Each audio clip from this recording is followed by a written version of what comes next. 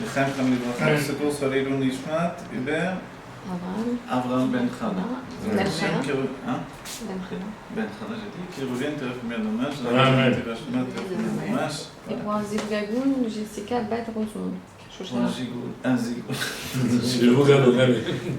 Pardon, on commence, reprenez la main droite. Un zigoun. Pour Jessica Bat Rosemont Shoshana et Déborah Bat Sidvora Bat Josiane Sarah. Quoi Jessie Dvora Bat Josiane Sarah. Jessie Dvora Bat Josiane Sarah. Menucha Rachel Bat Anissa. Rachel Bat Anissa. Et Déborah aussi. Déborah, comment elle s'appelle sa mère? Tu te rappelles? Oui, je l'avais dit. Ah, c'est ça? Non, l'autre aussi. L'autre Déborah aussi. Rivka. Ah oui, Rivka. Bat Sarah. Excusez-moi, je vais me les Rivka Bat Sarah, on va dire. Rivka Bat Sarah. Voilà, tous les enfants d'Israël et que... Voilà, tous les Ravak et Tout le Bravak. monde Voilà. son moitié. Et que... Ça un peu à mes frères. Le Rabbi Meir HaMashiach, c'est la première demande. Voilà, on étudie le Dvar Malchut du Rabbi. Et on le dit, exceptionnellement fait sur le texte de la traduction en français, que j'ai eu le soin de faire. Je vois, il y a des petites fautes à droite à gauche, mais bon, on n'a jamais assez corrigé le texte. Ah bah ça, Mais voilà, quoi qu'il en soit. Et le Rabbi précise, c'est très important aussi. Le Rabbi Rachab le dit, que des textes de Doucha, c'est normal qu'il y ait des fautes. Parce que c'est les forces du mal qui occasionnent qu'il y a toujours des fautes. c'est bon. Ouais, et on a trouvé des C'est bon écrits signe, qui étaient censés être des lettres du Baal Shem Tov ou du Maskir du Baal Shem Tov. Il y a une grande objection sur ça, il y en a qui disaient que c'était pas du tout ça. Et le Rabbi, et entre autres, on disait parce qu'il y avait des erreurs dedans. Et le Rabbi Rachab a soutenu, il a dit, justement parce qu'il y a des erreurs, C'est ça. C'est bon signe. ce sont des vrais écrits. Voilà. Et comme ça, le Tanya a été publié plusieurs fois et à chaque fois il y a des erreurs. Parce que c'est comme ça, les forces du mal, elles ne disent pas faire. Donc il ne faut pas se décourager. Shabbat, Parashat Bamidbar, veille de Shavuot et deuxième jour de Shavuot, c'est 1751, donc Tafshin Nun Aleph. Voilà. Et devant Malchut, vous vous rappelez, Tafshin Nun Aleph, Tafshin Nun Bet. Ici c'est Tafshin Nun Aleph. Cette année, donc, vous avez vu ce qui est extraordinaire. Notre année coïncide exactement avec l'année du Dvar Malchut, Tafshin Nun Aleph. C'est-à-dire que Pessah, c'était aussi la même. C'est tombé de la même manière, là. Il va parler également de Shavuot qui tombe le lendemain de Shabbat. Donc on parle exactement de la situation de notre année. D'accord ?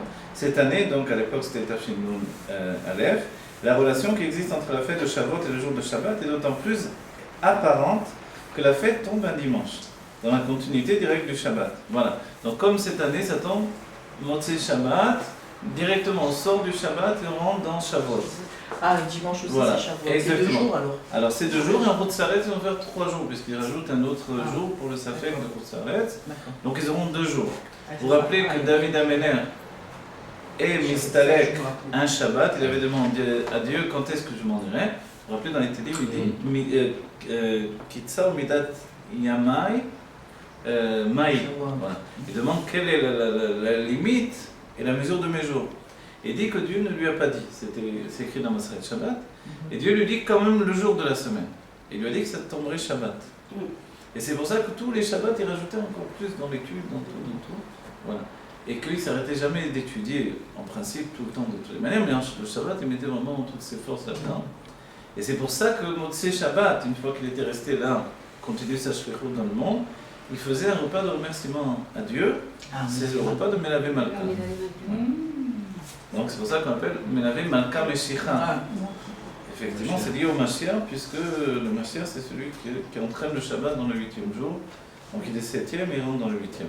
Comme nous, notre rabbi de la génération, il est 7e, Kol Hashvim Chavivin, tous les 7e sont chéris de Dieu, mais il rentre en même temps dans la situation de 8e de Mashiach. Et comme le dit le rabbi, la Géoula vient Beshvi. Beshvi, c'est toujours une notion de après Shabbat, que ce soit le Shabbat de la terre ou le Shabbat de la semaine également. D'accord ? Donc ici on voit donc exactement la situation. En vérité, ce lien existe indépendamment du calendrier car il est admis par tous les sages du Talmud que la Torah fut donnée un Shabbat. C'est-à-dire que maintenant, en dehors de la situation où ça tombe effectivement comme ça, on voit qu'il y a un lien entre Shavuot et Shabbat. Voilà, maintenant on a dit que David Améler les Mistalek Shabbat, mais les Mistalek Shavuot. Donc c'était Shavuot qui tombait Shabbat.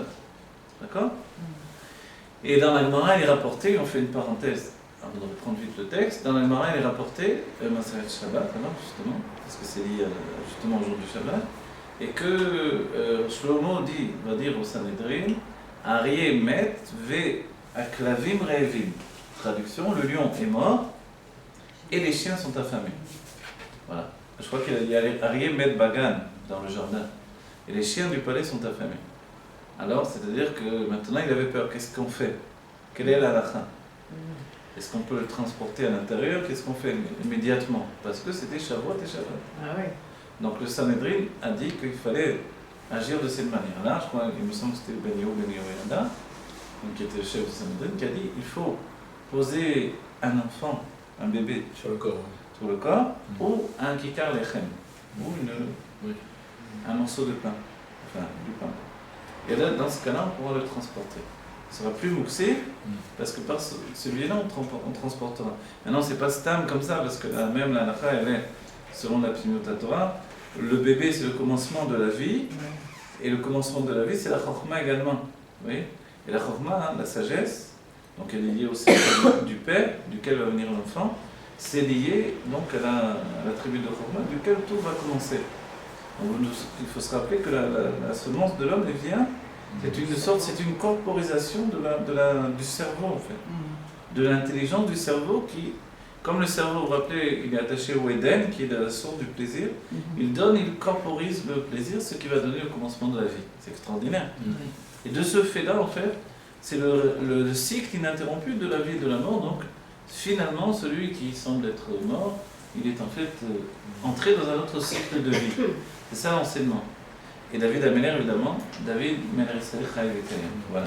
La même chose le Baal Shem Tov, encore je vais la parenthèse, puisque c'est important comme je le dis. Comment on fait pour les enterrer alors s'ils meurent voilà, il y a 2 jours? Voilà, exactement. Le Baal Shem, non, en Eretz c'était un seul jour, mais le Baal Shem Tov, là c'était le même jour, Shabbat et Shavuot. Mais le Baal Shem Tov, lui, il est mistalek le deuxième jour de Shavuot. Donc en fait, ça va être le deuxième jour de Shavuot. Les Talmidim du Baal Shem Tov ont eu le même problème. Ils ne voulaient pas qu'on le touche, mais en même temps, le corps était mouxé. Donc le Rabbi Ras dit qu'il y avait une problématique. Vous ne voulez pas que quelqu'un vienne toucher le Baal Shem Tov à Kadosh, n'importe qui vienne et s'occupe de ça. Donc il voulait faire le travail, mais maintenant le travail nécessitait toute une préparation. Ils ne pouvaient pas faire eux-mêmes pendant le jour de Shavuot. Alors qu'est-ce qui s'est passé? Alors le Rabbi Ras dit il semblerait qu'il s'est enterré lui-même. Le Rabbi Ras dit mais qui a enterré? Pendant Shavuot, qui a enterré alors le Baal Shem Tov, puisque ni ses élèves ne l'ont touché.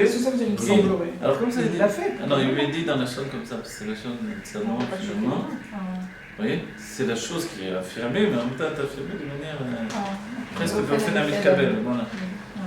Canéré, comme ça, il dit canéré sous le kavar et là-dessus. Mais on dirait Rabbi Nachman aussi, c'est-à-dire qu'il est rentré tout seul dans le tout. On avait le Harizal, il a pris tout seul la Tvila. Ah bon? Aussi, oui, c'est pas... Le Harizal, Rabbi Chaim Vital a mené donc au Mikvé du Harizal, et là-bas, il lui a dit, Rabbeinu, tu as dit que tu devais te tremper toi-même. Il s'est levé, il s'est trempé 3 Tvilot, et il est revenu. Oui, ça j'ai entendu. Il est revenu, il s'est couché, faisant le mort. Le Or HaChaim, la même chose, il était soi-disant mort. Non, c'est vrai, les tzaddik qui ressuscité pour nous, quoi. Et le Or HaChaim, il y avait un endroit sur le mont des Oliviers où on dit que c'est la porte du Gehinnom. Ouais. Et si bien que tout le monde avait peur de passer là-devant, il y avait même une fois une main était sortie avec ses gens, tout ça. Donc il y avait une grande peur, il faisait toujours un détour. Et le Or HaChaim avait dit vous passerez par là-bas pour monter sur le mont des Oliviers, devant cette grotte dont tout le monde avait tellement peur de passer devant. Et donc ils sont arrivés devant la grotte en tremblant. Et à ce moment-là, alors qu'il était évidemment, il le transportait comme on sait, il s'est assis, il a commencé à dire des psukim, donc soi-disant mort quoi. Il a commencé à dire des psukim pendant tout le temps qu'il s'est passé devant, pour qu'il n'arrive rien aux gens, et après il s'est rebougé. Voilà. Donc en fait, on va dire qu'est-ce qu'ils font les tzaddikim? Ils se fichent de vous. Ils se fichent de vous. Alors, il y a même des cas où des siècles après, un tzaddik qui s'est levé dans le noir, on rapporte. On labourait un champ, et un tzaddik, un vieil homme qui se lève, qu'est-ce qui se passe ici? Je dis, qui tu es toi? Mais je croyais que c'était très mais je me suis levé. Alors ils ont compris, ils sont repartis. Il y a des tas d'histoires normalement. Donc on voit que les tzadikim continuent à être vivants. On va dire alors pourquoi ils font comme s'ils mouraient. Pour pas enlever notre libre arbitre. Imaginez le monde, qu'est-ce que serait le monde si le tzadik affirmerait qu'il est toujours vivant. Et l'un des enseignements du rabbi, c'est de nous dire ça, c'est que les tzadikim vivent toujours.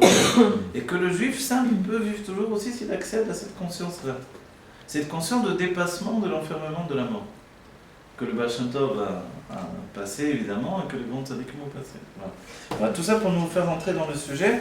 Donc en réalité, Shavuot, c'est le don de la Torah et il est lié au Shabbat. Et ici, on voit que c'est tombé parce que c'est le lendemain de Shabbat, mais en même temps, le rabbi nous dit qu'il n'y en a pas besoin que ce soit dans la semaine. Parce qu'en réalité, Shavuot est toujours lié au Shabbat. Pourquoi? Comment? Voilà. Le repos, le dévoilement du but commun. La raison profonde de ce lien est la suivante. Donc il y a un lien entre Shavuot et Shabbat. La définition du Shabbat est d'être le jour du repos. Yom Menucha. Shabbat, il doit être un jour de Menucha, le jour du repos. Et l'objet du don de la Torah fut également d'introduire le repos dans le monde. Quelle fut l'intention? C'est comme je parle. Quelle fut l'intention? C'est juste. Non, c'est très bien. Je ne parle jamais comme ça dans ma vie. Non, on aurait pu penser. On aurait pu Comme ça, penser. ma femme, c'est top. Quelle fut l'intention que tu me parlais ainsi ce matin? Donc tu me parlasses. Mes chers amis, alors non. Et la Torah, pourtant, c'est l'inverse du repos. Hein. Non, voilà. Alors, a priori, voilà, le rabbi va parler de tout ça. Avec toute la définition du Shabbat selon le rabbi, mais ici, donc, la Torah vient apporter le repos dans le monde. Qu'est-ce que ça veut dire en réalité? On va le voir. Le monde, en effet, vous vous rappelez, par exemple, on dit que Noir introduit le repos dans le monde. Oui. En même temps, n'oubliez pas, Noir, c'est celui qui a apporté les outils de travail, les premiers outils pour travailler la terre, c'est Noir. L'une ou l'autre. Où il apporte les outils pour travailler, pour le repos, quoi. En fait, on voit que son nom, c'est Noir. Pourquoi Noir? Necha, ça veut dire Necha, il apporte le repos au monde. Voilà. Alors on va voir cette notion qui est double, en fait, à deux tendances. Qu'est-ce que ça veut dire? Le repos, c'est pas forcément ce que l'on pense. Le monde, en effet, fut créé de façon à être perpétuellement sujet au changement. Le monde, lui, il est tout le temps en changement. Alors vous avez chaud de ton nom? C'est bon. Ah, bon, alors, il y a en premier lieu les changements liés au temps. Ça va être très chaud là-dedans. Je me change du tout. J'ai fermé la main. Voilà. J'ai fermé la main. Alors, les Chaim les Bracha. Oui, vous savez, hein. Dieu fasse qu'on ait la Géolamité de l'Hachem, quand on termine ce domaine. Amen. Alors le monde donc il a été créé de manière à être tout le temps en mouvement. Justement, quand on sait une personne noire, le monde il y a une obligation. Velo yashvutu yomam valayla. Vous vous rappelez ça? Le rabbi ira pas dans notre route. Le monde ne s'interrompt pas, jour et nuit. Et ça c'est un pacte qui est passé avec Noah. D'accord? Donc alors quand est venu le Shabbat, qu'est-ce qu'il apporte de nouveau? Justement une nouveauté. Quand est venue la Torah, qu'est-ce qu'elle apporte de nouveau? Une nouveauté par rapport à ce cycle ininterrompu du monde. Et les goïms, a priori, n'ont pas l'autorisation, il est même interdit de faire Shabbat. Oui. Hein? Un goï qui fait Shabbat, il dit Chayam Mita, on va dire quoi? On va le tuer, le Saint va le tuer s'il fait Shabbat. C'est étonnant quand même. Alors de toute façon, il ne fera jamais Shabbat. Nous-mêmes, malheureusement, avec qu'on fasse vraiment Shabbat sans oublier le Ménacha de Shabbat, etc.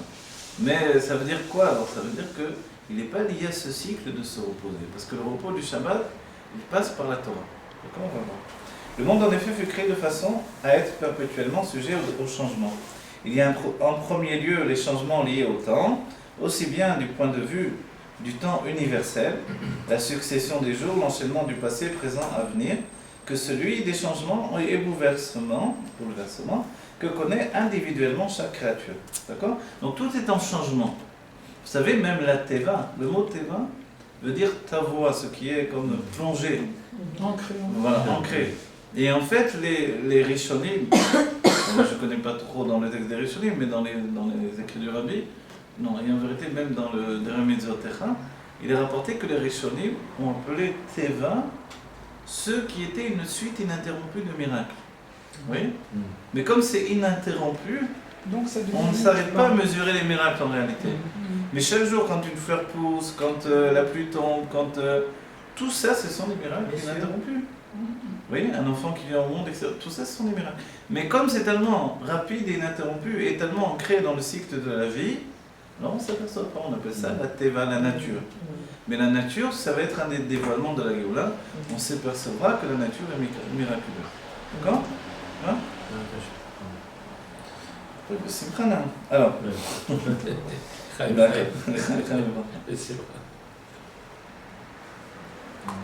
Voilà. Que de celui de. Alors on a dit, donc il y a une succession des jours, l'enchaînement du temps, et également celui des changements et bouleversements que connaît individuellement chaque créature. D'accord ? C'est-à-dire que chacun d'entre nous, on ne peut pas dire que la vie est toujours la même. C'est-à-dire qu'il y a des choses qui se passent. Et pourquoi il y a tellement de choses qui se passent dans la vie d'un juif ? C'est parce que le juif a une mission dans ce monde. Et qu'il ne peut pas réellement se reposer sur ses lauriers, etc. Prenez la vie des sages d'Israël, ils n'ont eu aucun repos. Quand on dit que les tzadikim auront du repos dans la Géoula, on comprend bien pourquoi. Prenez la vie du Rambam, il n'a aucun repos cet homme-là. Il a toujours fui depuis qu'il est enfant, il y a eu des gourouchim, il y a eu des choses terribles sans aucun repos. Quand est-ce qu'il a écrit tous ses livres ? En plus, il était médecin du roi, il soignait les gens toute la journée. En fait, il travaillait, donc il écrivait ses livres la nuit, il écrivait dès qu'il avait un peu de temps de repos, c'est tout. Et on lui met une telle somme d'écrits, alors comment il faisait ? Il prenait sur son sommeil. Comme la plupart des tzadikim, ils dormaient moins. Il dormait 2 heures. Il y a des personnes qui ont vu le rabbi quand il était à Paris. Quelqu'un est monté dans les chambres du rabbi, le voir, et il a vu que le lit était rempli de livres, il y avait tous les livres sur le lit. Comme la veille. Voilà, alors il a vu ça, bon, ça se peut, maintenant il va les enlever pour dormir. Le lendemain il revient, les livres sont toujours remplis de livres. Alors il a dit, le rabbi ne dort pas, il a dit, ah mince, le rabbi a dit, ça se voit sur mon visage. Il s'est inquiété qu'on le voit sur son visage. Ça se voit sur son visage. Oui, il ne voulait pas que les gens s'aperçoivent qu'il ne dormait pas. Mais de David Ameller, on apprend que David il dormait chez Natsous.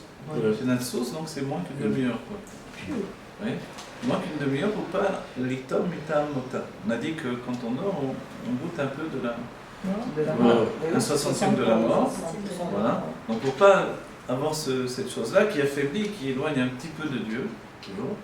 Donc alors il ne voulait pas avoir cette chose-là, il dormait un peu moins. Mais pourtant, quand on dit que c'est un 60e de la mort, pourquoi ? Parce que la Neshama, elle va à côté de la... Oui, mais quand elle se ressource. Voilà, mais le moment où le corps se retrouve sans le écart de la nefesh elokit, c'est ça ce qui entraîne le 60. Voilà, mais si c'est plus que 60 neshimot, ça s'appelle chez Natsous. Et il mettait pour se réveiller ça. Son kino, devant la fenêtre, et le vent venait, il faisait sonner là, sonner, on dit pas comme ça, chante, et il se réveillait. C'est beau, hein? Maseret Shabbat. Souvent, il y a Très bien. Mais également, dans l'espace, il y a les différences entre un lieu et un autre qui imposent de se déplacer, voire de voyager, de s'adapter à chaque endroit, ce qui est l'inverse du repos. Voilà. Comme on a dit tout à l'heure, les Juifs, malheureusement, ont fait le tour du monde à cause des calamités, des pogroms, des guérouchim, etc., etc. Quand la création fut achevée, le premier Shabbat, il fut soudain perceptible, malgré la grande diversité qui la caractérise, que celle-ci répond à une intention unique de la part du Créateur. Et lorsqu'il est apparent que toutes les créatures de la création, aussi différentes puissent-elles être, participent d'une seule et unique finalité, cela introduit le repos dans toute la création. Qu'est-ce qu'on vient de dire, non ? Oui, on est chiffré là. C'est très bien écrit, mais bon. Ça, je vous ai dit, je ne suis pas habitué à faire des cours sur le français. Donc alors voilà. Quand le premier Shabbat de la création s'est arrêté, donc était terminé, tout à coup, on a perçu en fait, malgré la grande diversité, c'est-à-dire qu'il y a une grande diversité de toute la création, on a souligné quand les gens disent on devrait tous être pareils, etc. Mais ça va à l'encontre de la nature que Dieu a créée. On n'a pas tous les mêmes têtes, on n'a pas tous les mêmes goûts, on n'a pas tous les mêmes... Mais plus que ça, même les animaux n'ont pas tous. Dans chaque, il y a une infinité d'oiseaux, de papillons. Donc c'est merveilleux, c'est ça la différence. On a 10 forces de l'âme qui fait la diversité. Voilà, également dans notre personnalité à nous, pour qu'il y ait nitkalelou, donc pour que l'on s'englobe les uns dans les autres, que l'on réussisse à affirmer la doute véritable, alors il faut qu'il y ait une différence. La différence, elle doit nous réunir. Et pour ça, il faut grandir notre état d'esprit jusqu'à arriver à un niveau de mochin de gadlut, de largesse d'esprit, qui inclut tous les contraints. Voilà. Donc maintenant, donc tout ça, ce que je dis, c'est ce qu'il dit ici le Rabbi, c'est-à-dire que Dieu, il a une intention de la diversité de la création. Non seulement de la diversité des jours, que les jours ne se ressemblent pas et tout change, mais dans la création elle-même, il y a une diversité ininterrompue.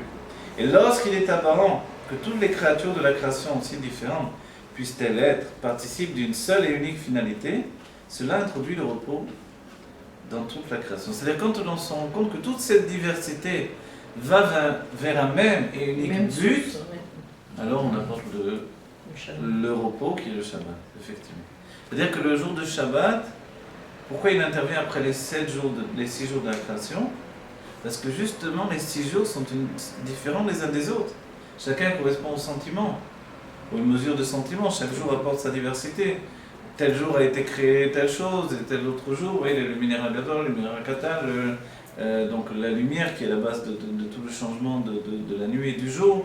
Mais il y a l'eau, il y a la rakia, et puis il y a les arbres, et puis il y a les créatures de la mer, les créatures de la terre. Tout ça, c'est pas fait en un seul jour. Vous voyez? Et ce changement qui a été entraîné par les jours de la création, il trouve son apogée et, on va dire, son sens profond le jour du Shabbat. Ceci est d'ailleurs visible dans le Shabbat, qui est lié au repos aussi bien dans le temps que dans l'espace. Le Shabbat lui apporte le repos dans le temps, la semaine et dans l'espace. Qu'est-ce que l'espace? Il est en effet connu que le Shabbat constitue un degré qui est au-dessus du temps, qui transcende le temps. Le Shabbat lui-même, il est tellement au-delà du temps qu'on dit que dans un Shabbat, il y a toujours 2 Shabbatot. Et que même on peut considérer que les trois repas, vous voyez, même la Soda Shlishi, c'est aussi un autre Shabbat à part entière. C'est bien que ça correspond à 3 niveaux dans la Géoula. Vous voyez? Jusqu'au niveau vraiment qui est la Géoula, qui correspond à Triat HaMetim, à la résurrection des morts, où il n'y aura plus de corps, il n'y aura plus de nourriture non plus. C'est pourquoi il est suivi du renouveau du cycle hebdomadaire qui recommence au début, dimanche, puis lundi, etc. C'est-à-dire que le Shabbat, comme il transcende le temps lui-même, alors c'est pour ça qu'il entraîne le changement des jours à venir. On peut dire que la première semaine qu'elle a été diversifiée dans la création, c'est une chose, mais qu'elle entraîne une seconde semaine diversifiée, alors que le Shabbat est un jour qui englobe tous les autres. Oui, c'est surprenant. Puisqu'il englobe tout et maintenant il donne naissance à ce qu'il est normalement. Et on voit qu'il donne naissance à nouveau à la diversité. Oui. Et ça, c'est une chose extraordinaire en elle-même. C'est vrai qu'on n'y pense pas la plupart du temps, on croit que c'est normal ça aussi. Mais quand on y réfléchit, quelle est l'intention divine là-dedans? En effet, les jours qui suivent le Shabbat ne sont pas la continuation de la semaine précédente. C'est-à-dire que quand on a dit ça et on s'étonne finalement que le Shabbat entraîne des jours qui sont autre chose que le Shabbat lui-même, des jours qui sont différents les uns des autres, alors on comprend bien que les jours qui suivent le Shabbat, ils ne sont pas la continuation de la semaine précédente, parce que sinon il n'y aurait pas de question. C'est-à-dire que les jours qui suivent le Shabbat sont véritablement enfantés par le Shabbat lui-même. Vous voyez? Car le Shabbat constitue une élévation au-delà du temps. Comme il introduit une coupure dans le cycle du temps des 6 jours de la création, vous voyez, on dit Shiva Yemei Abinyan, les 7 jours de la construction du monde, sont les 6 jours de la semaine plus le Shabbat. Mais le Shabbat, il introduit une fin de ce cycle-là. Donc forcément, quand on recommence autre chose, on ne recommence pas la même chose. Donc les jours qui viennent sont tout à fait différents. Vous voyez, ça c'est merveilleux d'y penser, parce qu'on n'y pense pas, pour dire la vérité. Qu'est-ce qu'il pense à ça? C'était pas le Rabbi qui venait nous faire remarquer ça. Voilà, et donc le fait que Shabbat transcende le temps, alors c'est pour ça qu'il apporte quelque chose de nouveau totalement. C'est pourquoi il est suivi du renouveau du cycle hebdomadaire qui recommence au début, dimanche, puis lundi, etc. C'est-à-dire, réfléchissez bien à ce qu'il vient de dire. comme le Shabbat apporte une interruption dans le temps, tout s'arrête, forcément il faut tout recommencer à zéro. Vous voyez l'idée? C'est-à-dire que réellement, quand on dit le premier jour, c'est le premier jour du Shabbat, le deuxième, on le dit dans Shir Shel Yom, Ayom, Yom Rishon Shabbat, Ayom, Yom Shemini Shabbat. On dirait que rapport là, c'est plus un Shabbat. Mais non, puisque ces jours-là maintenant, ils ont été enfantés par le Shabbat en fait. Ce ne sont plus les premiers jours de la création, ni les jours de la semaine dernière.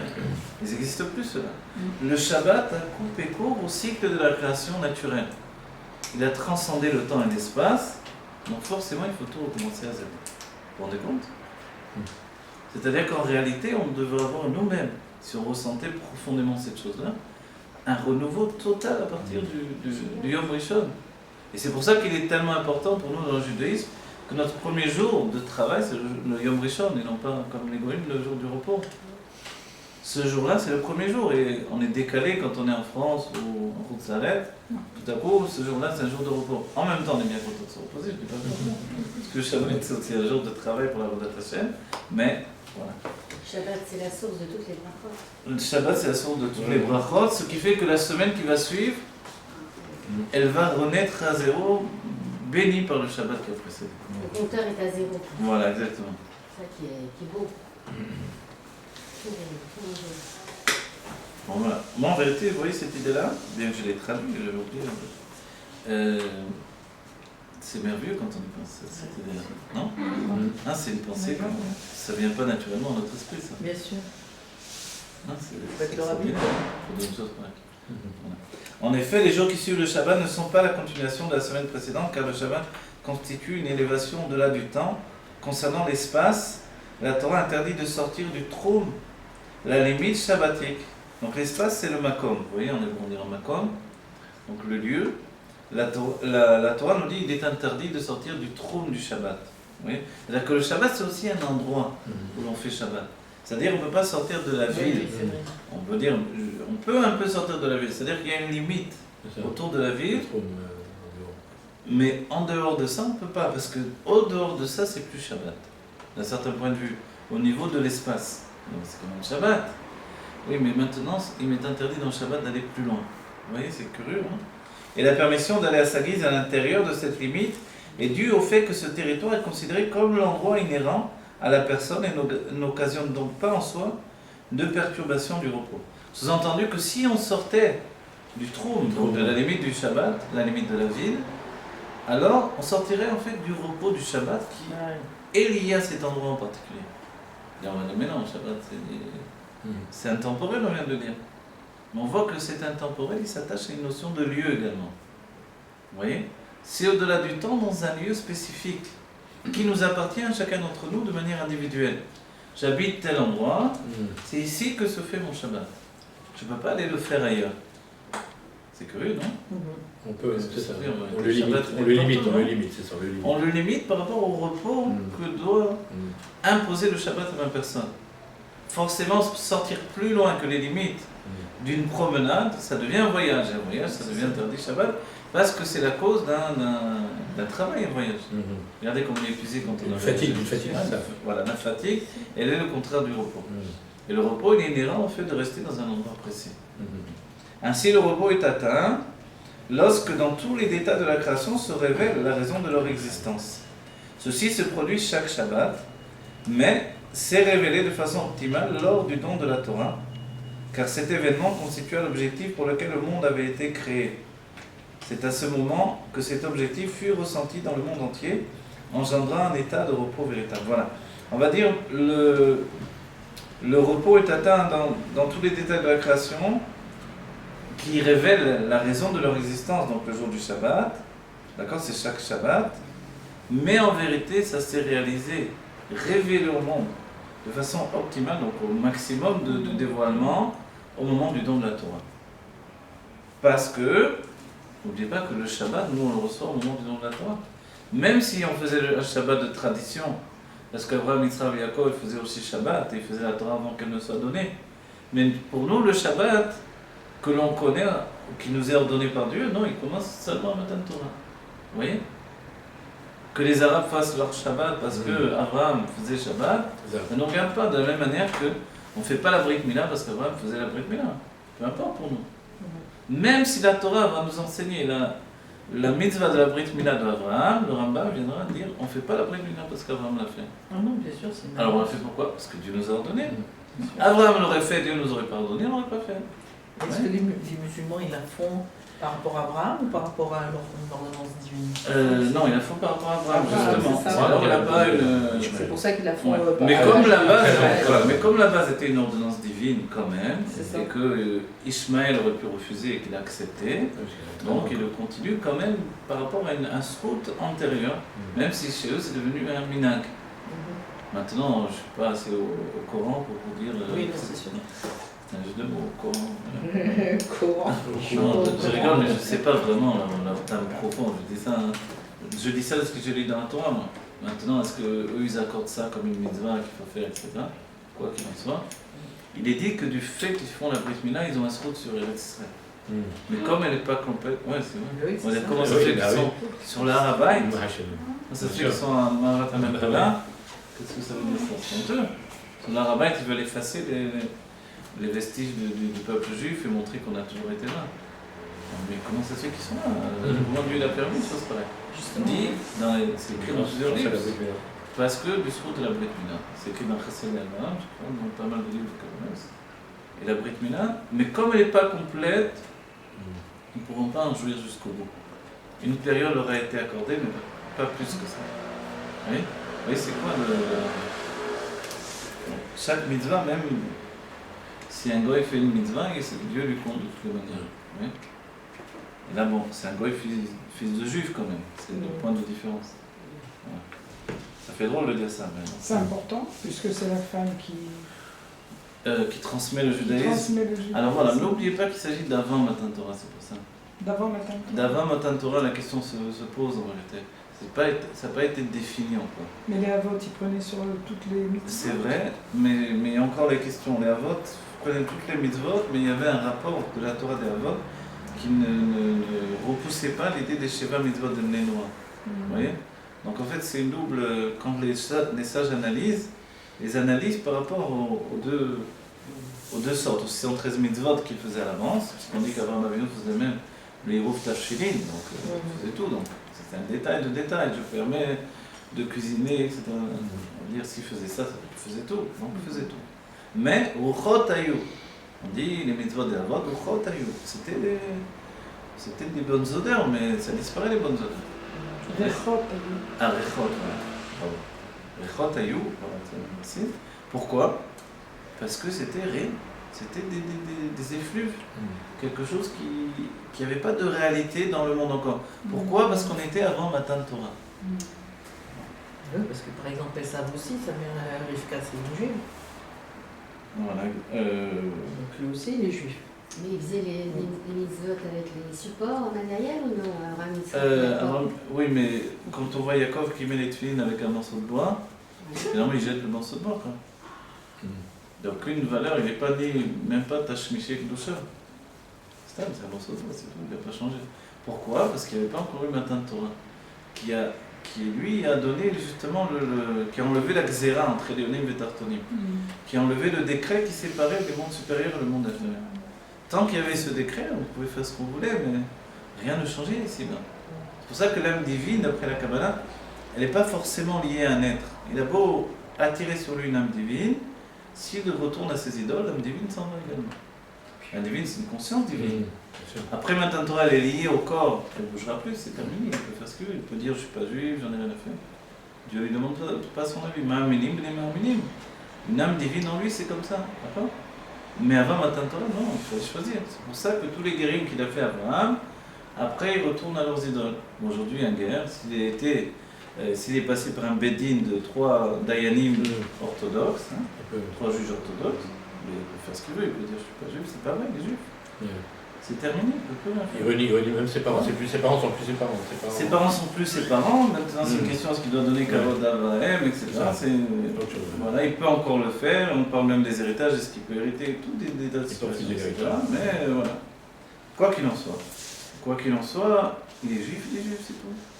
Il peut dire ce qu'il veut, il peut dire je ne suis pas religieux, il ne veut pas faire Torah Mitzvot, il est passé devant le tribunal, c'est terminé. Mais ça, c'est après Matan Torah. C'est-à-dire qu'avant, même celui qui venait et disait « moi je veux être juif », on va dire alors c'est la même chose pour lui. Non. Il était converti. Voilà, on va dire converti. Non. Parce qu'après Matan Torah, les Dayanim fixent que justement on ne va donner à un juif de devenir juif que s'il a déjà une âme juive, et que ne peut pas transformer un chien en homme, donc il est juif déjà en réalité. Et l'Anne Mohamed Saïd dira c'est comme un Baal Tshuva. Il n'était pas dans son judaïsme dévoilé maintenant, il est dans un état de judaïsme dévoilé. Vous voyez? Donc on peut parler comme ça que après Matan Torah. Avant Matan Torah, quand Esav rejette son judaïsme, il rejette quoi. Yehudi Mouma, mais c'est le cas sur lequel il dit quand même Yehudi Mouma. Un juif renégat, vous voyez? Mais les autres, il n'est pas dit de cette manière-là. Sur Ishmaël, il n'est pas dit de cette manière-là. Donc il y a eu quand même une avancée, parce que Yitzhak est fils de juif, qui va donner naissance à 2 enfants juifs, qui faisaient quand même Torah et Mitzvot avant la Bar Mitzvah et ça. Malgré qu'il le faisait dans l'intérêt, mais il le faisait quand même. Et tout à coup, il rejette tout, comme malheureusement un juif qui peut tout rejeter. Voilà. Voilà, maintenant le Rabbi, donc tout ça, ce que l'on dit, c'est pour nous dire également qu'une fois que le Shabbat a été donné par la Torah, alors ce Shabbat-là, c'est un Shabbat qui maintenant, regardez, ceci est également perceptible dans la nature humaine. Quelqu'un qui ne trouve pas le sens ou le but à sa vie, alors j'ai sauté.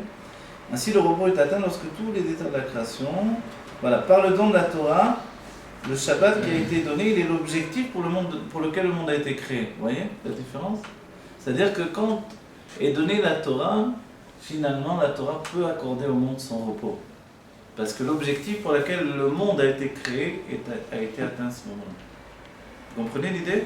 Si je n'ai pas fait le travail pour lequel le monde a été créé, pourquoi je vais donner du repos? Pourquoi finalement le Shabbat n'a pas été donné auparavant, véritablement quoi? Comme une ordonnance de Dieu de dire aux hommes, vous ferez le Shabbat, etc. Il y avait déjà des âmes juives quand même, on ne peut pas nier. Sur le corps des juifs, c'est une question, mais l'âme juive, elle était là tout le temps. Donc en fait, non, parce qu'il n'y avait pas eu Matan Torah. Et que Matan Torah est le but de la création du monde. Voilà.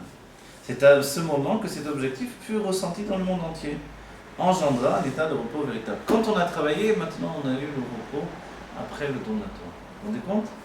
Et ceci est également perceptible dans la nature humaine. Quelqu'un qui ne trouve pas de sens ou de but à sa vie est perturbé et ne connaît pas de repos. Quelqu'un qui ne fait rien de sa journée, il ne sait pas quoi faire de sa vie, il a beau dormir, il ne se repose jamais en fait. Il est tout le temps fatigué. Tout le temps fatigué. On voit chez les jeunes, les bar mitzvah, les adolescents, tout le temps. On voit ce côté-là. Chez les personnes âgées aussi. Voilà, moi je me rappelle, toujours mon petit frère, je disais toujours, il est né fatigué celui-là. J'en ai marre. Je suis fatigué, j'en ai marre. Voilà. Ça fatigue de grandir. Donc, ce côté-là, quelqu'un qui n'a pas de but à sa vie, vous voyez? Moi, ça me fait peur quand je vois des gens qui font rien de leur journée, que ce soit là qui attendent que la journée passe. Ça me panique en vérité. Depuis que je suis enfant, je suis tout le temps occupé. Mais les gens qui ne sont pas comme ça, c'est paniquant un peu. Comment, alors, finalement, comment ils accèdent au repos même du Shabbat? Le Shabbat, il ne prend pas toute sa nature profonde. Vous voyez? Donc en fait, il faut savoir que l'homme est venu pour faire quelque chose dans la vie. S'il ne fait rien de sa vie, s'il n'étudie pas, s'il n'est pas créatif, s'il n'a pas un sens communautaire, j'en sais rien. Même les goïms, ils vivent dans ce sens-là aujourd'hui, de plus en plus. En fait, le monde cherche un sens, un but. Et le but de tout, en réalité, c'est la Géoula, qui se trouve derrière tout ça. Donc les hommes cherchent comment arriver à la Géoula, chacun le fait par son chemin. L'homme qui étudie Kollel, la journée, tout ça, alors il est considéré comme s'il a travaillé ou non? Pouvoir bénéficier non, alors voilà, c'est lui, d'après la Torah, c'est lui qui peut se reposer Shabbat. Mais ceux qui n'ont pas étudié toute la semaine, le Shabbat, c'est le jour du travail pour l'avodat Hashem. On le comprend, vraiment, ce Shabbat, j'ai réfléchi à ça. Parce que je le dis souvent dans les enseignements du Rabbi, mais j'ai réfléchi, c'est ça ce qui nous est donné. Shabbat, c'est le jour où on doit servir Dieu, quoi. Bien sûr. On est obligé d'étudier, on est obligé de prier. Mais je veux dire, on doit s'investir là-dedans. Pas juste qu'on va à la choule, on revient pour manger et pour aller dormir. Non, on va à la choule pour prier vraiment. Bien sûr, oui. il faut prier. Et avant, on essaie de prier comme un homme. Et pour prier comme un homme, il faut étudier.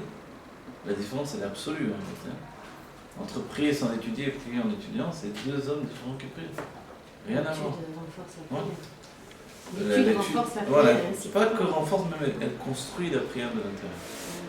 Sans étude, quand je dis on n'est pas un homme, c'est qu'il n'y a pas de mochine nécessaire, donc il n'y a pas de repos là aussi. La prière est le Shabbat de la journée. Donc dans le Shabbat, elle est le Shabbat du Shabbat. Vous voyez? Donc la prière, elle est vraiment de se laisser aller par l'étude et de jouir du Shabbat dans la prière elle-même. Donc toujours ça a été, dans le judaïsme et dans le chassidisme, c'était vraiment, on va dire, un travail à part entière. Il y avait un chassid où... Qu'est-ce qu'il faut privilégier à Shabbat selon la chassidoute? L'étude ou la prière? Parce que je crois qu'il y a un débat là-dessus. C'est la prière, la chassidoute elle dit c'est la prière le Shabbat, non? Ça favorise. Non, c'est vrai, c'est la prière, mais dans la chassidoute rabbin, il n'y a pas de prière sans étude. L'étude, elle est la préparation de la prière. Parce que l'étude qui prépare la prière, elle est vraiment d'un niveau extrêmement élevé. Et après, il y a l'étude après la prière aussi. Elle peut se définir par les télim que l'on lit après la prière. C'est très important parce que la prière elle donne des gvurot, parce que c'est du côté de mais gauche. Le travail aussi fait partie de l'homme. Oui, on doit travailler. Oui, mais non, bien sûr, j'ai pas dit ça. On ne va pas le Shabbat, on va dans la semaine. Non, mais en plus de la semaine. Oui, non, bien sûr, il le doit travail étudier, fait mais partie il de doit l'homme. aussi travailler. Sinon, il ne peut pas comprendre le sens du monde. Non. Alors, il y a ce qui s'appelle le Torato Monoto, qu'un homme serait comme Rabbi Shimon Bar Yochai, toute sa vie, c'est l'étude. C'est vrai, il y a même un état de ce qui s'appelle, Rabbi dit d'aller voir dans le Tafresh Enbet, le niveau du Tamim. Le Tamim, c'est un homme qui fait aucun kili pour la paresse. Il ne fait rien. Aucun pli. Aucun kli pour la paresse. Rien. Aucun kli pour la paresse. Il est incroyable. Qu'un réceptacle pour la subsistance. Alors, il étudie, c'est tout. Il étudie, il prie, il étudie. Et il ne fait rien. Mais il est tamim, il est vraiment entier là-dedans. Entier, il n'y a rien d'autre. Et Dieu lui donne l'argent, lui donnera tous les coups. C'est un niveau, mais c'est un niveau extrêmement élevé. Très peu Le Ravi en parle en sachant que c'est pas le niveau de tout le monde. Oui. Mais ça existe. Comme on l'a vu avec Rashbi, qui s'est pas inquiété quand il était dans la Mehara, qu'est-ce qu'on va manger, qu'est-ce qu'on va faire. Il y avait tout. Un caroubier à pousser, une source est sortie. Ils n'étaient pas là au départ. Il a poussé exprès pour lui, et la source est venue pour lui. Donc c'est le niveau de Tamim. Donc forcément, Rashbi n'a pas été occupé à dire qu'est-ce que je vais faire pour travailler. Par contre, le Reza, non, on a vu qu'il travaillait. Il avait un magasin d'épices. Donc pas tout le monde était à ce niveau-là. Le Refet Sranim. Il y avait une épicerie, beaucoup de chassidim travaillaient, c'est vrai, ou les Tanaïm, ou les Amoraïm. Mais il y a ce niveau-là qui existe. Celui qui est à ce niveau-là. Dans nos sociétés contemporaines, le Tamim, on le reconnaît ou non? Ou on le reconnaît que du temps de Rabbi Shimon Bar Yochai? Le Tamim aujourd'hui, si on parle dans la Chassidut, ça veut dire que ça existe. Mais combien il y en a dans le monde? Il y en a très peu. Il y avait le Rogat Shover. À un moment, il était vraiment en manque d'argent, il était en situation très précaire. Le Rogat Shover, il est appelé le Sar de la Torah, le prince de la Torah. Le Rebbe lui donnait un kavod comme un rabbi, quoi. Ouais. Rabbi Rehatz, ils devaient un jour monter ensemble dans un carrosse. Ils disaient l'un après l'autre, ils ne voulaient pas monter l'un devant. Il ne voulait pas monter? Le Rabbi Rehatz ne voulait pas monter devant le Rogat Shover, il le faisait passer devant. Oui, tellement il donnait un kavod parce que c'était un des géants de la Torah de tous les temps. Le Rogat Shover, Rabbi Israël de Rougé. Et c'est lui qui a donné la smicha au Rabbi. Oui, mais il était alors à l'époque du Rabbi Arayat. Oui, il était à l'époque du Rabbi Arayat, c'est du Rabbi. Il a donné la smicha au Rabbi. Le Rabbi avait des correspondances avec lui depuis qu'il était enfant. Mais c'était un homme qui écrivait des livres que de Marémé Komot. C'est-à-dire c'est pas des livres comme ça. C'est des livres, il lui dit allez voir dans tel endroit, et l'autre lui a répondu allez voir dans tel endroit. Donc personne, très dur de lire ces livres. Comment on comprend ça? Mais il faut connaître tous les endroits qui citent, alors avant de démarcher lui sans rien faire. Ah, c'est-à-dire qu'il donne un texte et il dit allez voir dans tel endroit. Oui, il dit pas, il rapporte pas les mots qui sont les sages d'habitude, il rapporte les mots, etc. Non. Il rapportait que des Marémé Komot. Donc forcément, il est très ardu, et c'est le prince de la Torah, il ne donnait pas sa smicha à n'importe qui. On n'a que, on compte sur les doigts de la main, c'est d'une main en fait. C'est qui réussit la smicha de Rogat. Et lui, à un moment, il était dans une situation très précaire. Le Rabbi Rehatz voulait lui envoyer de l'argent. Et il a répondu au Rabbi Rehatz, c'est pas la peine, lo pasca tzinsene taman. Vous connaissez cette expression? La tzinsene taman, vous vous rappelez, on a gardé on a gardé la manne, elle a été gardée au Beth Amikdash, dans une tzintzénet. Tzintzénet, c'est un étui, un flacon, une jarre spéciale. Et là, elle n'a jamais disparu. Ça sous-entend qu'en fait, il y a la possibilité d'être un tabim, que Dieu ne va jamais enlever la parnassa d'un juif, il va toujours lui donner ce qu'il a besoin pour vivre. Et donc, lui, il a dit, je ne veux pas que tu m'envoies de l'argent, parce que Tzintzénet Aman, Dieu, il va s'occuper. C'est-à-dire qu'il était dans un état comme ça, tabim. Et par exemple, on dit de Rogatchover, quand il lui arrivait un impôt, il vérifiait dans la Torah, dans la Gemara, si cet impôt il était d'après la Torah. S'il était d'après la Torah, il disait d'accord, je le paye. Si ce n'était pas d'après la Torah, il disait pas question, je le paye. Et il n'avait jamais d'ennui, quoi que ce soit. Parce qu'il vivait d'après la Torah. Vous voyez, c'est un niveau de tamim en réalité. Donc, un homme comme ça, il ne peut pas travailler en dehors de la Torah. Il coule autant. Il n'y a pas d'autre situation dans la vie. Donc, il y a eu des personnes comme celle-là. Il y en a eu chez les chassidim aussi, et certainement qu'il y en a encore aujourd'hui. Mais, évidemment, il n'y en a pas beaucoup. Parce que, de toute façon, il faut tenir le coup de ces situations. Il faut être entier et ne pas se mentir soi-même. Bon, d'accord. Donc, une fois que la Torah a été donnée, elle apporte le repos de l'âme et du corps. Elle apporte la tranquillité. Ceci est également perceptible dans la nature humaine. Quelqu'un qui ne... Voilà, on a dit quelqu'un qui ne fait rien, il n'a pas également le repos qui est accordé à celui qui travaille. Et ça, je dirais, le repos de l'ouvrier, le sommeil de l'ouvrier est un sommeil, un sommeil agréable. Vous voyez, il a travaillé dur, il dort. Comme un enfant, Tandis que les intellectuels, ils n'arrivent pas à dormir. Ils ne dorment pas comme les ouvriers, forcément. Donc ce repos-là, il a un vrai repos, un vrai sommeil. Il dort comme une pierre. Voilà, donc en fait, ça vient du fait de son occupation. Et lorsque ceci est atteint, cela apporte du repos à l'univers entier. Donc quand les hommes font quelque chose de leur vie, ça apporte à l'univers un repos en fait. Vous voyez ? Nous on parle du judaïsme, mais le rabbi nous pousse à comprendre que ça agit même sur les goïms qui cherchent un sens à leur vie. Que les goïms veulent vraiment donner un sens à leur vie de plus en plus. Que les gens n'arrivent plus à travailler uniquement pour le travail. Donc il y a une recherche humaine dans tout ça. Tu sais, en étant juif, on ne peut pas dire je vais toute ma semaine faire un travail sans aucun sens. Non, il faut chercher un sens à sa vie. Essayer de faire ce qui peut entraîner la Géoula, mais justement. Vous voyez ? Donc, si on est obligé de travailler un repos, on va dire, entre guillemets, comme les autres, dans les bureaux, on y introduira finalement ce qu'il y a le plus kadosh dans le judaïsme, comme une coupa de tzedaka, et puis on n'arrêterait pas quand même d'étudier toute la semaine. D'accord ? Voilà. Qu'est-ce qui est écrit ? Étendre le repos à toutes les dimensions du monde. Qu'est-ce qui a fait cette mise en page ? Étendre le repos à toutes les dimensions du monde. Voilà. Qu'est-ce que ça veut dire ça ? Page 297. Le but cependant est que ce repos se propage aux dimensions de l'existence, espace et temps. Si c'est vécu dans la nefesh, il faut que ça se répande dans l'âme, il faut que ça se répande sur l'espace et le temps. Généralement marqué par l'instabilité, le changement. On a dit que l'espace et le temps, non. Vous avez vu le ciel qui s'arrête? Non. Il fait nuit, demain il fera jour, c'est comme ça. Vous voyez, donc ça ne s'arrête jamais, la journée, elle n'arrête pas de changer. Une fois je suis sorti, quand je travaillais, j'étudiais la Torah à Nkarem, je sortais à la fin de la journée d'études, je sortais pour peindre en extérieur. Donc je sortais avec mes tableaux, et il y avait des champs merveilleux à côté, je couvrais comme ça. Oui, quand même, c'est beau. Mais je sortais quand à l'heure de la skia, quoi. Donc la lumière, elle changeait tellement vite que il fallait que je prenne une vitesse phénoménale. Mais alors, je me disais, il faudrait que j'en fasse 10 de tableaux pour représenter ce qu'il y a comme lumière. Ça changeait, mais de tout autour, en quelques minutes, quoi. Oui, surtout donc en fait, voilà, c'était une course pour faire un tableau. Et ça, on le ressent à ce moment-là, on sent comment la chose, elle est en mouvement perpétuel. Quelquefois dans la journée, ça va tout doucement, mais là, ça s'afforme. Pour arriver à une autre notion du temps. Voilà. Donc en fait, l'instabilité, le changement, c'est le propre du monde. Donc que les hommes aussi soient dans cette instabilité et ce changement, c'est aussi le propre du monde. Donc c'est pour ça que l'on doit vraiment se projeter dans la Torah. Ceci est à l'image du Shabbat, qui étend sa bénédiction sur les jours de la semaine, lors desquels on est investi dans des activités marquées par les changements et les mouvements qui caractérisent le monde. Si le Shabbat a été vécu comme il se doit, il va influencer son repos même sur les jours de la semaine qui, eux, sont totalement instables. Donc, qu'est-ce qui nous apporte l'énervement, la fatigue,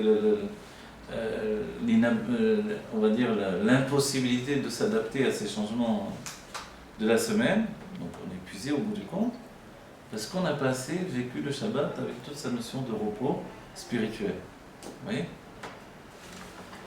En d'autres termes, bien que le service divin connaisse différents degrés et étapes, sa perfection est atteinte quand on ressent dans tous les aspects de la vie juive le principe formulé ainsi par le Talmud: je n'ai été créé que pour servir mon Créateur. Quand est-ce que l'on ressent que je n'ai été créé que pour servir mon Créateur? Ce n'est pas les jours de la semaine, c'est le jour du Shabbat. Le Rabbi dira tous les jours de la semaine on est lié au Shem Elohim, mais le juif c'est pas son identité. Le juif est lié au Shem Havaïe. Et c'est le jour du Shabbat qu'il dévoile son niveau de Shem Havaïe. Vous vous rappelez l'histoire que j'ai racontée plusieurs fois, le chassid qui allait voir le Rabbi Retz quand il est venu en Israël. Et le chassid, il travaillait avec une salopette de travail en Israël, je ne sais pas trop. Et je crois à Tel Aviv, c'était à Tel Aviv, et puis donc, il travaillait dans des champs et tout. Et quand le Rabbi Retz est arrivé, il s'est habillé et tout ça, donc la tenue de Shabbat était voir le Rabbi. Bon, une fois, deux fois, trois fois, et après il s'est dit mais j'en ai marre, je me déguise pour aller voir le Rabbi. Je veux qu'il me voie tel que je suis vraiment. Et il arrive chez le Rabbi avec sa salopette. Le Rabbi se tourne, le Rabbi Retz, et dit tiens, tu t'es déguisé aujourd'hui? Qu'est-ce que ça veut dire là? On va dire quoi? Pourquoi? Lui il pensait que voilà, je suis comme ça, je suis mon Rabbi. Mais le Rabbi, non, tu t'es déguisé au contraire. Parce que c'est ça l'identité du juif, c'est comme ça que tu es véritablement. Que tu sois obligé de mettre un vêtement de travail pour le travail, c'est une chose, évidemment, tu vas pas travailler dans les champs avec le costume du Shabbat, mais après. Donc voilà, ça c'est... Devenir juif, tu sors de ton chambre, deviens juif, remets ton costume. Donc le Rabbi dit une chose, il faut travailler Beofen Shel Menucha, c'est un enseignement essentiel. Comme le Shabbat apporte le repos, ce qui doit venir dans la semaine qui suit le Shabbat, c'est la Menucha du Shabbat que l'on transporte également dans la vitalité des jours de la semaine. Pas pour autant qu'on ne fait rien, c'est pas pour autant qu'on ne va pas essayer de bouger toutes les choses, tu sais, pour apporter la Géoula aujourd'hui, qu'on veut que ça bouge. Mais en même temps, on doit le faire Menucha.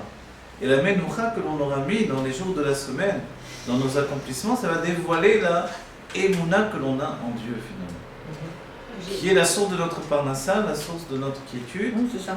Voilà. C'est plus quiétude, moi je traduirais plus par quiétude, parce que quand on dit repos, on pense au repos plus physique. Repos physique, effectivement. Alors le mot quiétude, lui, il marque plus la chose, effectivement. Voilà. Alors donc, effectivement, est-ce que le fait d'avoir une grande émouna, ça permet aussi d'être plus serein pour... Voilà, oui, une grande émouna, en vérité, c'est dur de mesurer vraiment la émouna, mais quand on parle du Baal Shem Tov, on dit qu'il est arrivé qu'il se réveillait en pleine nuit parce qu'il avait oublié une pièce de monnaie dans son manteau. Il se levait, il courait dehors, il trouvait un pauvre, il lui donnait la pièce de monnaie, il voulait aller se coucher, qu'il n'y ait plus rien, et que le lendemain il devait se lever et repartir à zéro total. Vous voyez, ça l'empêchait de dormir. Alors que les hommes, ils sont empêchés de dormir s'ils n'ont pas le compte en banque bien rempli. Mais voilà comment c'est. Mais en vérité, on doit être capable de vivre à un tel degré de se dire, c'est Dieu qui donne la parnassa, c'est Dieu qui fait que chaque jour est différent. Et c'est Dieu qui fait qu'aujourd'hui même, je vais avoir ma bracha et obtenir tous les besoins qui doivent m'arriver. Et ça, je l'ai gagné dans le Shabbat, qui m'a apporté la Menucha, la tranquillité. Parce que Shabbat, il n'y a pas de dette. Shabbat, il n'y a pas de souci d'argent. Shabbat, tout ça. Oui, tout ça. C'est terminé tout ça. Tout est terminé, c'est terminé. Donc on rentre dans un Shabbat où on est dans une situation qui est en dehors du temps, de l'espace et du cycle ininterrompu, on va dire, des soucis de la réalité. Donc en fait, puisque les jours qui naissent après le Shabbat ne sont pas la continuité de la semaine précédente où c'était la panique à bord, finalement, dans les jours de la semaine qui vient, ils doivent naître de la tranquillité du Shabbat. Donc c'est ce que le Rabbi dit, la vod beofen shel menucha, de travailler de manière opposée. Oui. Donc on a dit avec une grande quiétude, une grande tranquillité, un état d'esprit qui est lié au Shabbat en lui-même. Quand vous avez dit que Hayat il avait voulu prêter de l'argent au regard de Sheba. Voilà. Donc ça veut dire que par exemple quelqu'un qui vivrait comme ça dans cet état-là, il ne doit même pas emprunter de l'argent. Alors en fait. Normalement, mais voilà, n'est pas Tamim. Tamim, c'est un niveau extrêmement, c'est-à-dire de faire aucun keli qui peut faire ça. C'est impossible. Oui, non, il ne doit même pas toucher d'argent. Oui, c'est ça, il doit même pas pas l'argent lui vient d'argent. et tout le monde lui donne comme ça, sans qu'il ait rien demandé à personne. Et ça, c'est le niveau de Tamim, c'est un niveau qui existe, on va dire. C'est un niveau extrêmement profond, mais rien vivable. Mais ce sont des dons anonymes qui viennent ou est-ce qu'ils... C'est des choses qui peuvent venir anonymes. Même qu'on lui donne, etc. Tu sais que c'est Dieu qui lui donne. C'est la manne qui arrive au pied. Voilà, c'est pas où ça vient. À la porte des tzadikim. Mon ami Simon Partouche m'a rapporté que la manne, il a vu dans le Midrash, que la manne, elle était dans un écrin de diamant. Vous savez ça? Ah, je ne savais pas du tout. Ah, non. On m'a toujours parlé de la rosée, en dessous et au-dessus. Mais je me suis dit que sûrement ils avaient pris les diamants et il restait que la rosée. Parce que j'avais entendu, c'est la première fois que j'ai dit ça. Alors, il m'a dit oui, c'est un Midrash qui dit qu'en dessous il y avait des diamants, la rosée, la manne, et au-dessus de la rosée, les diamants. Vous voyez? Ah, c'est pour ça qu'ils se sont beaucoup enrichis dans le désert. Voilà, Voilà d'où c'était. On me dit qu'à 21h30, on peut demander ce qu'on veut. Alors, je ne sais pas si les cieux sont ouverts aujourd'hui, il y a quelque chose. c'est maintenant 21h30. Ouais. Qu'est-ce qu'il y a? Dans une minute. Dans une Il faut minute. demander. Ah, Ce qu'on souhaite, tout ce qu'on Ouais, je me souhaite. souviens Il y a des jours dans l'année où les Ah cieux oui, sont oui, ouverts, c'est on vrai. demande. Ah ouais, on donne la gueule, c'est maintenant. Il se compte les mots qu'on fait à la messe. Une minute? Qu'est-ce qu'on va faire pendant une minute? Alors, on laisse tous les livres, on est masse. Alors, deux mots. Les mots qu'on fait. C'est facile la minute? Il faut demander la Géoula chez les mains. Mais tout de suite dans la minute ou combien on a de secondes dans la minute pour demander? Allez, ça y est? C'est bon, on demande? Non? Ah, ça y est, bon, c'est parti. Allez, voilà. Que Dieu nous donne la guérométie de la Amen. Ça, c'est le plus important. Amen. Et qu'il apporte Triatamétim. Et Amen. qu'il n'y ait aucun juif qui ne soit malade, qui ne Amen. soit pauvre. Amen. Qu'il nous donne le Shefa, Bracha, Amen. Vetzlacha. Que tout le monde fasse des chouva. Amen. Et les Dakala pour ma femme. Amen. Vraiment que les brachot. Toutes les femmes qui sont en attente de l'Éda. Beaucoup d'argent pour payer toutes les charges, etc. Amen. Que l'on n'ait plus de soucis de quoi que ce soit. Qu'on ait le Amen. repos du Shabbat éternellement. Bonne compréhension de la Torah. Voilà, que l'on travaille au fin de semaine. Voilà, pour tous les juifs également. Ceux qui vont le voir en vidéo, ils ne seront pas là la même minute. Bonne santé pour ta maman. Amen. Alors, je suis désolé pour eux. Ils ont pas Voilà, payé. que tous ceux qui voient la vidéo également, ils aient que les brachot qu'on a. Amen. Allez, alors, et on a dit donc, en plus de ça, donc, le Rabbi a dit que maintenant, du moment où on a donné un sens à sa vie et que l'on a obtenu cette notion de semaine qui est née du Shabbat, forcément, alors on ressent qu'il y a une perfection dans toute chose existante, d'accord? Et que cette perfection, elle rentre dans tous les aspects de la vie juive. Et c'est le principe formulé par le Talmud qui dit, par le Gemara, Ani lo nivrati la leshamesh et koni. Je n'ai été créé que pour servir mon Créateur. Le Rabbi donne le diouk, Ani lo nivrati, point, et là leshamesh et koni. Puisque je n'ai pas été créé, Ani lo nivrati, je n'ai pas été créé, donc je peux servir mon Créateur. Le problème, c'est qu'on se ressent comme une créature, donc dépendant du Créateur. Donc je ne peux pas servir mon Créateur en étant une créature indépendante de lui, ou dépendante de j'attends qu'il me donne ce que j'ai besoin. Non, je dois avoir conscience, je ne suis pas du tout une créature, ni dépendante ni indépendante. Alors je suis quoi? Nilo nivrati. Qu'est-ce qu'il y a avant la création, qui est le monde de Bria, et il y a le monde de Hatzilut. Ani tzalti, je suis une émanation, mais je ne suis pas un être créé. Comme je n'ai pas été créé, je peux servir mon Créateur. Vous voyez? C'est ça l'état d'esprit. Donc en fait, voilà, toute ma vie commence par là. Dès le moment où j'ai la sensation d'être un être créé, donc j'ai aussi la création de mes problèmes personnels, psychologiques, humains, etc. Donc je sors de l'enfermement de cette création qui fait le commencement de la vie, qui va entraîner aussi le commencement de la mort. Mais ça, le diront, un enfant naît, il commence à mourir. Alors c'est affreux de dire ça. Donc on ne veut plus entendre un truc pareil. Donc on veut entendre quoi? On veut entendre que non, je n'ai pas été créé, donc forcément cet enfant il est immortel. Vous voyez? Il est immortel du moment qu'il s'attache au monde de Hatzilut, où il n'y a pas de mort là-bas. C'est là-bas où il y a ce qui s'appelle le Etz HaChaim.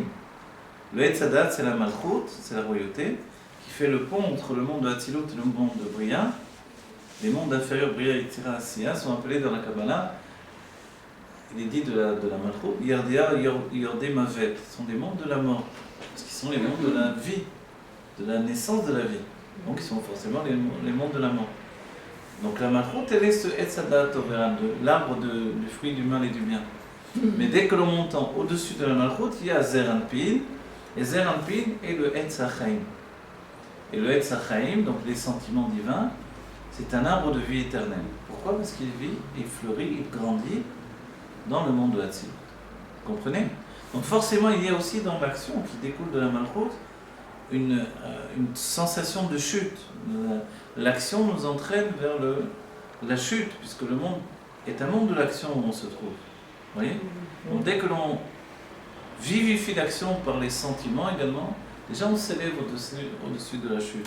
Qui plus est quand on s'attache à l'intellect, qui est un cri pour le divin, alors vraiment on transcende la chute qui nous a été donnée par ce monde de la matière. D'accord? Voilà. Une intention unique dans les services divins. Voilà, on souhaite que toutes nos brachot aient été reçues par Dieu, que ce qui était il y a 5 minutes, c'est terminé maintenant. On n'est plus des créations. Dieu fasse qu'on soit on soit sortis. Donc on n'existe pas en tant qu'être créé, on existe en tant qu'être divin, absolu, divin. Tel qu'il est dans le monde de la Hatzilut. Ça veut dire je suis, je n'ai pas été créé, mais je suis. Voilà. Ani, l'onivrati. C'est curieux de dire Ani, l'onivrati. L'onivrati, ça suffit, non? Pourquoi il y a ce Ani? C'est pour ça que la Géoula sera dans une situation de conscience et en même temps de non-existence. Ça ne marche pas normalement.